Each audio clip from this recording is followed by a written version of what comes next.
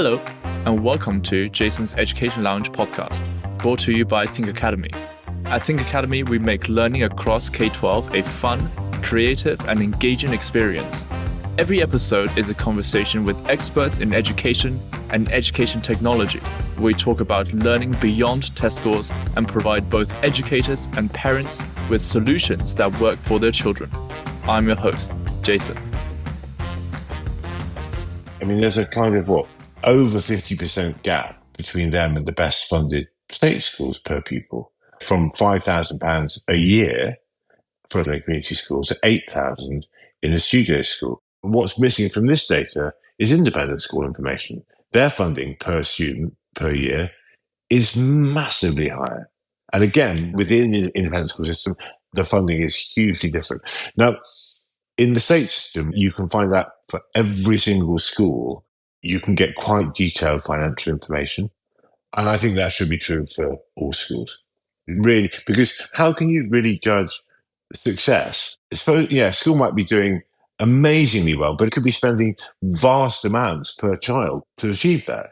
And at the very least, that would tell you something about whether or not spending vast amounts of money on education works. It may not, Who knows? But it's an interesting question. The next one that is a very live debate, because people have different theories about it. And you remember we looked at that big long graph of class size, how it's come down from like 40 kids in a class to 23 or something. Yeah. Quite a lot of educationalists argue there's a size below which reduction in class size does not improve performance. That's very interesting. Yeah, it's really interesting. Wow. And I think the kind of ideal size is reckoned to be about 20. And if you go much lower than that, it gets quite tricky. I taught in a school in London where we taught scholarship children in class sizes of about 6 or 7, and it was too intense. They would have been better off. If they'd had more children, a high ability group, 15 children, that would have been better, 15, 20. Because when it gets very small, there's nowhere to hide. It's too intense. And also the peer group relationships are too intense as well. There aren't enough people to actually find your friendship group. You've all got to be friends with each other. And if they have a bust up, it just becomes a nightmare. 6 or 7 is a very difficult size for a teacher to manage as a class. But because we don't have good data on class sizes that you can then relate to academic results, because they're really small classes in the independent system. So I remember speaking to you about class sizes, actually. And I think, at least from our experience as well, that at 20 pupils in the class makes no difference to having it smaller. And also, I mean, it's mostly a thing that you can say to parents, because someone who doesn't understand education, for example, you taught for many years and you've been in this sphere for a very long time, for decades. For someone who hasn't been in this circle for that long, for parents of their first child who's just choosing schools, of course, one of the misconceptions or arguments would be that the class sizes are smaller, therefore it is better. But data and everything, at least from what we experienced, and of course yourself, has shown that's not necessarily the case. Well, I think it's hard with the current data, the way it's published, to prove that it's not the case. That's the trouble. Like, it may be that there are benefits and that the feeling I've got about this is wrong. Parents definitely think small classes are good. A lot of educationalists don't. The data isn't there to prove it definitively either way, but it could be easily. So that would be quite a simple little win that would help with a discussion that a lot of parents have about class size. School characteristics is the kind of slightly euphemistic term that the government used to mean the kind of people who go to them. And because we don't collect data from independent schools and we don't collect data from tuition colleges and sports clubs and religious schools and so on, we can't tell currently very much about what goes on in those schools. We've got very detailed information about the number of children from Southeast Asia in schools in Croydon. I mean, not just that they're from Southeast Asia, but we know that they're from Pakistan, parents from Pakistani origin or Chinese origin. It's really fine-grained what we know about the state system. We know nothing about the independent system. I mean, nothing. And we can't even distinguish between pupils who are born in the UK and pupils who are international students who are here boarding. I mean, the ISC just has not published this data. But then also, we don't know For example, who goes to after school football clubs?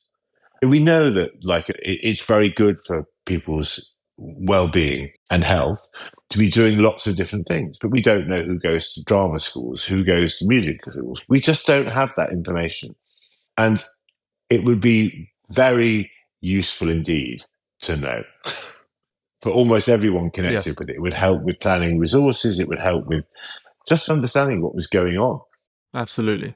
So that, I think, would be a massive win if we brought all this stuff together. The next one is also a really peculiar one. So a lot of resources go rightly to students who've got special education needs and disabilities. And we are constantly trying to evaluate how well those support programs work. This is like a big difference from 30, 40 years ago, where often those students were treated very badly indeed. And it's been a really big change. It's a big change in the independent system as well as in the state system. And there are lots of independent specialist schools that have a lot of state pupils. But again, we don't have a comprehensive view of what's going on. And I think everyone thinks this is really important. And it would be a benefit of, again, the same questions would be true about things like after school clubs and sports. We're just coming up to the Olympic Games. People will love the disability side of the Olympics. And yet we don't know how good sports clubs are for 10-year-olds with these issues. And we should do. It would make it easier for governing bodies of sport to manage and put resources in place to make things work. And be realistic as well about this club's really good at it, and therefore, if you've got that need, you should go there. So I think that would be a massive win. That would make life a lot better for students and parents dealing with SEND difficulties. You mentioned earlier my absolute favourite one about Oxford results and schools, because that is, you're right, it's one of the few Yeah, areas where you've got really good information, but not actually in the government's information. Is it Oxford provide this information? Other universities don't. And also, not everyone goes to university. So what happens to students when they leave school is called leavers destination information. And every state school has to publish data on where its pupils go. How many go to Oxbridge? How many go to Russell Group? How many go to apprenticeships? How many leave school and don't get a job? And the data is collected a year after, 3 years after, 5 years after, so that you get this comprehensive picture. So if someone leaves school and doesn't immediately go, you've got that information. We don't have that for independent schools. So again, I think that'd be a good one. yeah. But I think with the leaver's destination point, one of the things that I struggle to look for, I mean, at least when I graduated, one of the things that I struggled to look for was where are most LSE students heading to or of the same degree going to. I think this information is also not, I mean, I'm not sure if it's published because I couldn't find it. I mean, if it's not published, I think that's something else that would be really interesting to know. Yeah. So it's being collected now, but how publicly available it is. But I don't think it's in a very easily digestible form. Yeah, you're right. So I think leavers destinations are a very important thing for helping people understand what happens to people who go down a particular route. The other thing you need to know is what kind of people go in at the beginning, because that's called value added. So it's well known, for example, if you have a massively selective exam system at the beginning, then these are already highly academic kids who are going to be academic probably. And so again, the state system assesses children quite young and has to publish that information, which enables you to do value added data statistics. In fact, the whole system is completely obsessed with value added. And you could improve the value added comparisons if you did the same thing with independent schools. That would require a really radical shift. I mean, you'd be then compelling them to follow the same curriculum, probably. The merit would be that a lot of schools wouldn't like it. A lot of very good schools would really dislike being told we have to follow national curriculum. So that's the disadvantage. But the merit would be they're powerful voices and they would probably get the curriculums simplified and changed till they were happy with them. It would improve what was offered for all children if some of the most well-known schools in the country were having to engage with and teach the same curriculum. That's outside of the problem. I mean, it's connected with data collection, but it's to one side of it. And it would be so controversial. if you were a government trying to bring it in, when we forget VAT, this one would be like dropping a bomb on the sector, People just really wouldn't like it at all. And I think on the whole, if you want to make things work well, you need to carry people with you. You need to explain why something's a good idea and get everyone on board rather than just try and force change that people don't want. Yeah, I agree. So I've more or less finished my rant about data. I think these are all quite simple bureaucratic changes that I think would have really big effects if they were done. Yeah, I agree. I mean, when we spoke previously about many of these, especially to do with the class sizes and also how the independent sector's data is not collected and how can a parent truly evaluate where to send their child, and having on top of that paying such a high fee is quite unfathomable. I think the point that you mentioned was right. If you want to retain the charitable status with the no VAT, then you have to publish this data. I think that's a good leverage to have. Charitable status is not connected with VAT. They're going to keep their charitable status and have to pay VAT. What charitable status does, they don't pay business rates at the moment. So if they lose charitable status, that's another huge kind of financial thing coming down the tracks. I mean, what it means is that the government is saying, yeah, there are aspects of what you're doing that deserve our support. Personally, I wouldn't feel worried about compelling people to do things of this kind. I don't think any independent school thinks asking parents to pay VAT is a good thing. But I think with this kind of thing, I think it would be perfectly possible to persuade schools that this was a really good idea. That just having a comprehensive picture, because good schools will do well with this. If they're doing a good job, they've got nothing to worry about at all. And the areas where they found that they were behind other schools, that shouldn't be a problem either. I mean, like everyone in education should want to be delivering the best things that they can. Exactly. When we spoke to Daniel Sobel 2 weeks ago, he's the founder of the IFIP, the International Forum of Inclusive Practitioners. And I asked him, we spoke a little bit about the 20% VAT situation. And he mentioned that in Greece, they try to bring something similar where they tax the private schools and try to use the tax that's been collected from the private schools to fund more teachers into the state sector. What they realized was that there were not enough teachers to fund more teachers to go into the state sector to cover the increase in the flow from the private to the public sector, that the tax was not enough. And it caused a massive issue in the state sector because there was a so-called overpopulation. And then they had to reverse that policy. So Daniel felt that it is definitely not a good policy and that it will fail. But I mean, what's your take? I don't think it'll fail. I mean, Greece and the UK are in a very different situation. We have a declining population of children at the moment. That means there's a capacity in British schools. It's complicated because there are clusters where it's not like that. There could definitely be some areas where there are problems. Overall, I don't think the main problem is going to be a massive exodus of children into the state system. But there will be some, and it will be tough on some kinds of schools for sure. School fees have gone up gigantic amounts in the last 40, 50 years. To give an example of this, I found my sister's old school fees the other day. I was sorting out my mother's house. She went to a Catholic school, private, in Worcestershire in the 1980s. And her school fees for a term then were £300. You know, in real terms, £300 is about £2,500, I think. And there isn't a school in the country charging that kind of level of fees now. That's per term, so that works out at about 7.5 per year. But I've just been showing you the amount that the state system pays. They manage to educate children on £5,000 a year, and the most expensive ones are 8.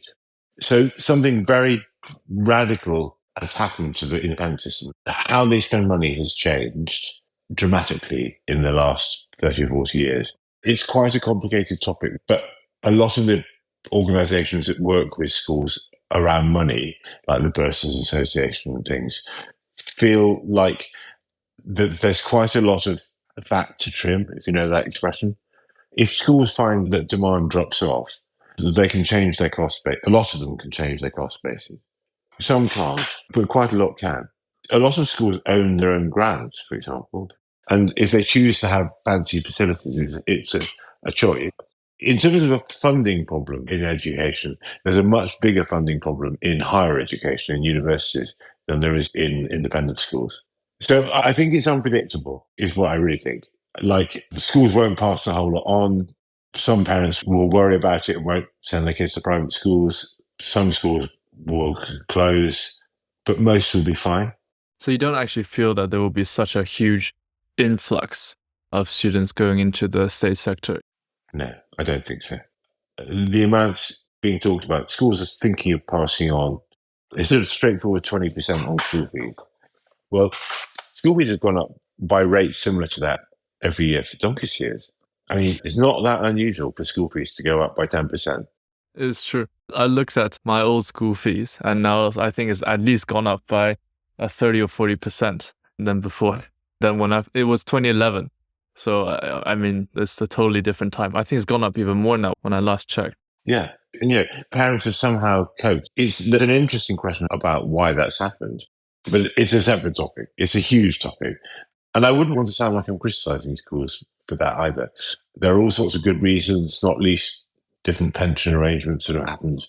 But there's also been, for boarding schools, a huge anxiety about facilities and that there needs to be a world-class school because you're attracting international families, and there's a feeling that what you need to offer needs to be very different from what was offered a generation or two ago. I mean, it's quite a complicated topic. I think we can't just map on Greece and go, okay, it's going to lead to a load of schools closing and state schools being overwhelmed. That's not going to happen. I mean, an interesting thing will be international families, for example. Will it put them off? I just did a calculation as we were talking about where I went to school. I think there's a 40% increase in school fees since 2018 or 2017. So a 40% increase, by the way. There are two types of families that are internationally, from what we know. One, that money is no object. They don't really care if it's 50,000 or 100,000. They send their children abroad. Another type is the ones that value education so much that they would take mortgage, they would do all of that just to send their child abroad. But given how much the fees have gone up in the past 3 or 4 years, and considering this is a 20% bump, which is significant, but as you mentioned, a lot of schools would not pass on all of it. I don't actually feel for international students, I don't think it would hit the international markets at all. I think, like you said, I forgot to take into account the amount that's been going up by already. I don't actually think it would make a huge difference at all in terms of the people that chooses to go there. And also, I think the ones who've been putting it up a lot, that means their cost base has changed. So one of the things, for example, a really interesting one is class size. Part of the reason why fees have got higher and higher is that class sizes have got smaller and smaller. But we know if it turned out that parents really thought that higher fees were off-putting, you don't really have to increase class sizes by 2 or 3 children in a class to radically shift the cost base. And I mean, you wouldn't have to put fees up at all then. When I worked in the sector, and I spent then like 25 years helping schools with their marketing and comms, the way they think about costs is, okay, we've got this many teachers, we've got this many matrons, this many cooks. These are our costs. We need this many pupils to cover our costs. Everything above that becomes extra money to do fun things. They don't normally want to make a profit particularly. Some do if they're commercially owned, but a lot don't. So if they go, okay, we need to swallow 20%, then we need to get 20% bigger or 10% bigger or something. There's quite a lot of different ways that you can carve things up to make a different economic structure pay for a school. And most of them are really good at that. What will be difficult is if it creates uncertainty for a year or two and 1 year group of parents decide, oh, we'll send our kids to the local state school rather than independent schools because we don't know what's going on about the fees or we're worried about paying this extra money.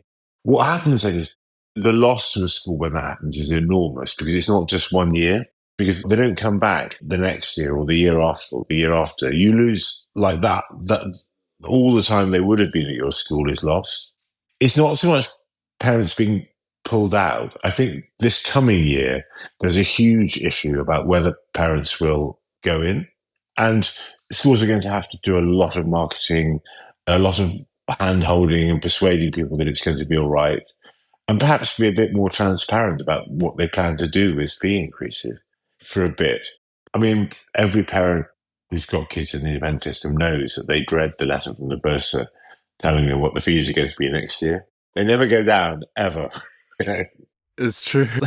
But I think if school fees were published, every state school has to put all their costs, all their income streams, charitable donations and everything that is public.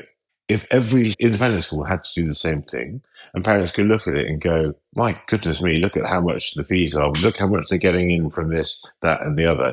And also look at how much they're spending per pupil compared to the state school down the road. I think it would lead a different conversation about the value that these schools are delivering. They've got very obsessed with facilities, basically. That's the basic problem, as have universities. I'm from a generation that's got educated in terrible buildings, class sizes in terrible buildings, and it was fine. And now the class sizes are tiny and the buildings are beautiful. But is the education really any better? That's a huge topic. I often said I felt there was a bigger change for me going from secondary school to university than going from China to the UK. I always say that. And the difference in surrounding is massive. It is huge.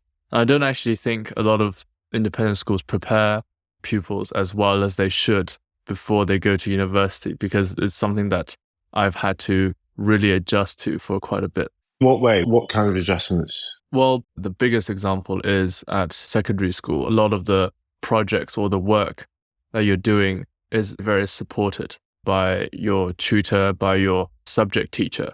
And they're always readily available. You can always find them. They're very, in terms of proximity as well, you're very close to them because you're on the same campus. At uni, it's so much more down to yourself on completing a task or completing something. And you have much less support, of course, because there's a much bigger institution. It forces you to become much more independent, not only with your life, but also academically as well. That's something that I found very difficult. And also socially, from a social perspective, when you're in a more conservative, a more traditional environment, and then suddenly you're into a very, I will call, in my opinion, at least very progressive environment, the things that you've known all your life and people disagree, and you suddenly thought, why would they disagree with something that is for someone who is common sense, but for someone else, it might not be. It's funny you say that, because I think a lot of independent schools would think that they teach at a pace like university, that they prepare very well for university. I think you're right that there are things about the way that they operate that are just so different that maybe the gap's got too big. I mean, these kind of questions, you can only really, I mean, there are plenty of ways of tackling them, but a very good way is to have some just very clear information about money, class sizes, academic results, leavers destinations, stuff like that. I mean, you can, with the state system, track pupils from the age of 4 through to when they finish education. That's been one of the aims of government data. They haven't found great ways to publish that yet, but they're really trying to see journeys. And I think the whole system would benefit from. The thing I care most about actually is after school stuff. There's things you were talking about earlier. Probably the biggest difference, the thing that you get now when you pay for education, is you get all this after school stuff. And that's really powerful and transformative. And we want all children to have that. And some do, but we don't know how many do. One of the policies that really changed the course of my company in 2021, 2022, was that the government banned all extracurricular teaching in the entire country. And I'll tell you what's happening in China so far, is that the idea behind the ban was so that they would bridge the attainment gap, so that the wealthier background children won't have a head start versus the underprivileged children. So they would have the similar playing field with the only education they have in school. But what this has done is essentially a bit like prohibition, where before it was a very regulated and a very standardized extracurricular market where you have basic standards of teaching, you have reputation as a company to uphold, things like that as the most basic protection for the consumer. Now there are teachers who would take what we call the black market extracurricular lessons, where they would off book and then they would take a whole term's fees up front. And you can't ask for it back if you want to quit halfway through. There's no guarantee for the teaching quality, but that's all you get. And the prices are higher as well because the teachers are risking their careers to take these lessons, which makes the attainment gap even bigger. If this was to be implemented in the UK, how do you think that would? Do you think this is a good idea, or do you think this is quite stupid? That's such an interesting question. I think if the UK government could pull off a ban on private tuition, it would be the most popular thing they could ever do for middle class parents. No one likes spending the extra money. And if you really could take the whole thing away and say everyone's going to be the same, and you're just going to have to get on with how you do it at school, I think it would be fantastically popular. But when you raise the spectre of black market, I think that's what would happen. It would be a nightmare. It's therefore better to go down the other route. It's much better to regulate it, to know what's going on. And if it turns out that it's doing great things, then you find ways to do great things for more people. A lot of kids now have tuition paid for by the state anyway. So the more we know about it and the more we know about how it works, the better. I also think my idea of what learning is and what tuition is quite broad. But if you go to an after school football club and you're taught how to play football better, you're having education. If you go to a drama club, you're having education. If you go to music, to have music lessons, you're having education. Now, every parent who buys that in the private system knows that. That's what you're paying for. And I'd like that provision to be there for all children. And it won't happen just in school. School isn't necessarily the way to deliver it. So I think we are very much like where we were in the mid 19th century, where we have one bit of education that we know a lot about and a whole other area where we know almost nothing.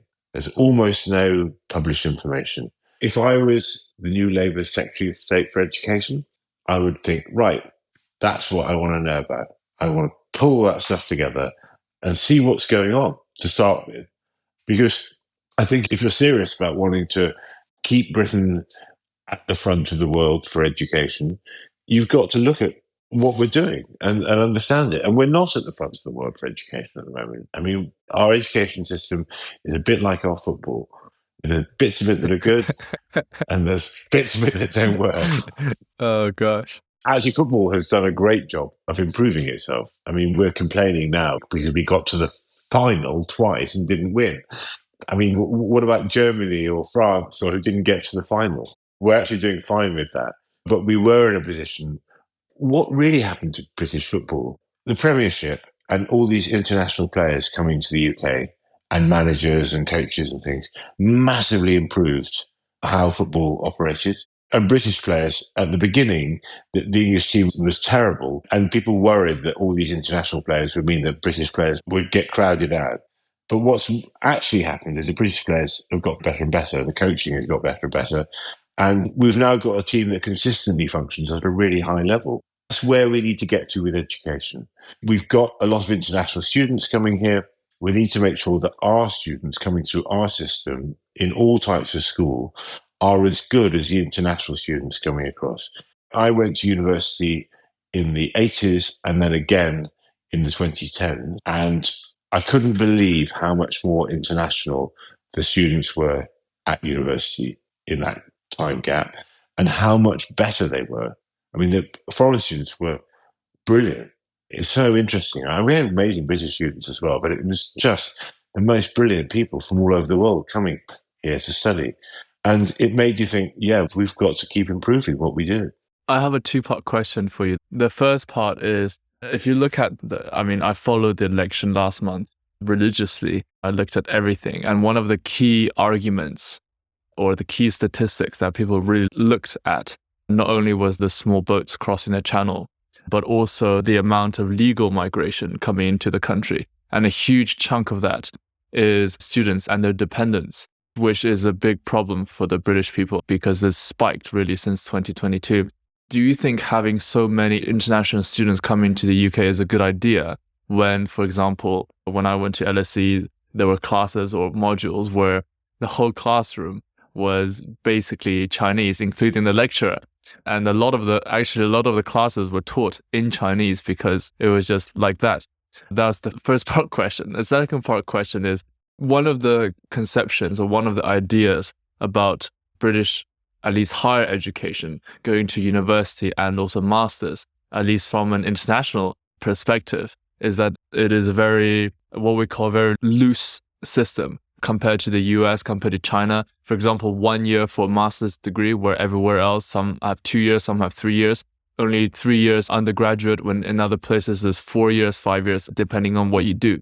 There's a saying for if I came to the UK to do a master's and then went back to China, it's called being gold-plated.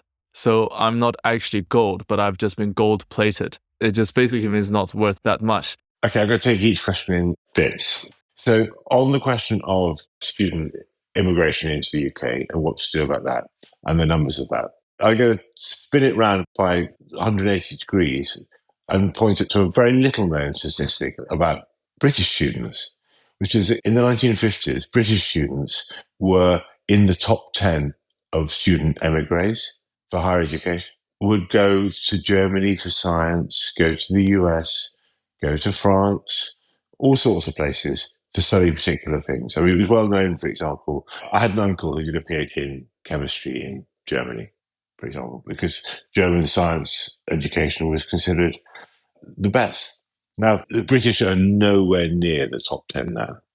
I mean, miles behind. And it's an embarrassment. And I mean, I studied it in the States. It was the best thing I could ever have done. There's some interest at the very top level now with that, but there are amazing deals. You don't have to be rich to study abroad. You can get fantastic, very low cost education studying in Germany, in the English language as well, or in Holland. And I think we should be encouraging more emigration by Brits. Now, if we did that, then the net migration would start to balance out. If like hundreds of thousands of British students were going off overseas and hundreds of thousands of overseas students were coming to the UK, the net effect would be better. And this is what people have missed about, like, that was always what was good about the EU system, as well as the net migration was smaller because people could leave as well as come. And we've got to get back into a situation somehow where flow is what we're looking at, not all coming in creates lots of problems. And there's no question about that. An ever rising population in the UK is probably not a great thing. I don't know what the limits should be or would be. It's always very hard to work out those sort of things. And there's a huge problem here with an aging population and decline of fertility that mean that we do need ongoing immigration just to keep the country ticking over, like all European countries. So that's a complicated topic. But I would say from an educational point of view, we want to be encouraging lots and lots of British students to go and study abroad.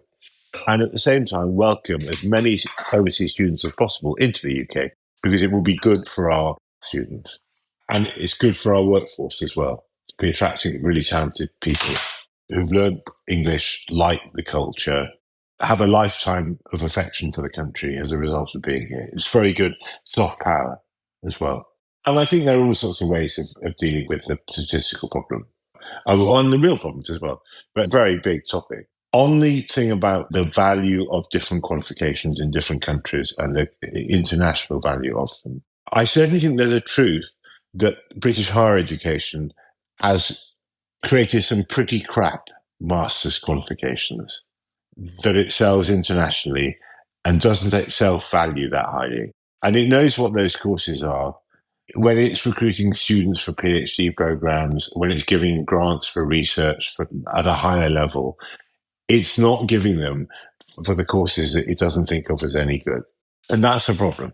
How big a problem, I don't know, but it is a problem. But there are many things about the way British education works that are just different. US degrees, I was at UCL, I went to Dartmouth, which is an Ivy League state in the college in the States, and I went in the middle of my degree. So I was comparing like with like. I mean, the academic standard was so low in the States. Really? I can't tell you how much easier the course it was ridiculous. But I think that's a good thing, that you go to a liberal arts course and you do a bit of everything and you can find a way. And by the end of it, you specialised a bit.